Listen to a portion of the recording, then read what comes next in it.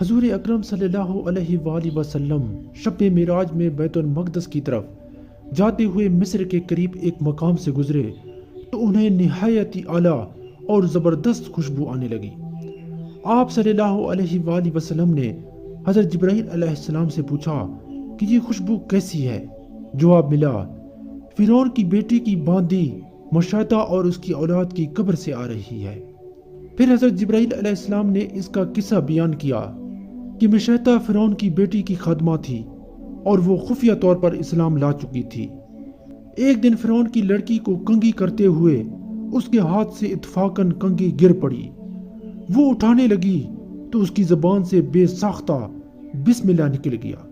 اس پر شہزادی نے کہا کہ تو نے آج عجیب کلمہ بولا، رب تو میرے باپ فرعون ہی ہیں، تو پھر تم نے یہ کس کا نام لیا ہے؟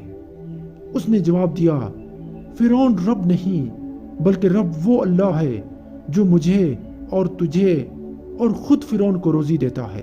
شہزادی نے کہا، اچھا تو میرے باپ کے سوا کسی اور کو اپنا رب مانتی ہے؟ اس نے جواب دیا، ہاں، میرا، تیرا اور تیرے باپ سب کا رب اللہ تعالیٰ ہی ہے۔ شہزادی نے اپنے باپ سے کہلوایا۔ وہ سخت غضبناک ہوا اور اسی وقت اسے برسر دربار بلوا بھیجا اور کہا، کیا تو میرے سوا کسی اور کو اپنا رب مانتی ہے؟ اس نے کہا کہ میرا اور تیرا رب اللہ ہی ہے جو بلندیوں اور بزرگی والا ہے۔ فرعون نے اسی وقت حکم دیا کہ تانبے کی جو گائے بنی ہوئی ہے اس کو خوب تپایا جائے، اور جب بالکل آگ جیسی ہو جائے تو اس کے بچوں کو ایک ایک کر کے اس میں ڈال دیا جائے، آخر میں خود اسے بھی اسی میں ڈال دیا جائے۔ چنانچہ وہ گرم کی گئی۔ جب آگ جیسی ہو گئی تو حکم دیا کہ اس کے بچے کو ایک ایک کر کے اس میں ڈالنا شروع کرو۔ اس نے کہا، بادشاہ سلامت، ایک درخواست میری منظور کرو، وہ یہ کہ میری اور میرے ان بچوں کی ہڈیاں ایک ہی جگہ ڈال دینا۔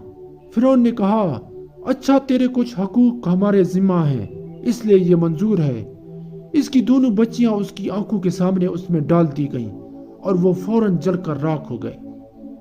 پھر سب سے چھوٹے کی باری آئی جو ماں کی چھاتی سے لگا ہوا دودھ پی رہا تھا۔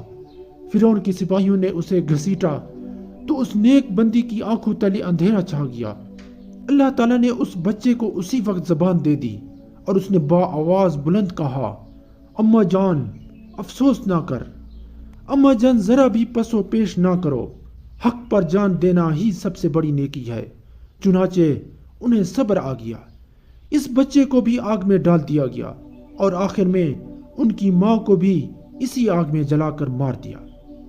یہ خوشبو کی مہکیں اسی کے جنتی محل سے آ رہی ہے۔ مزید ایسی ویڈیوز دیکھنے کے لیے ہمارے چینل کو سبسکرائب کریں۔ شکریہ۔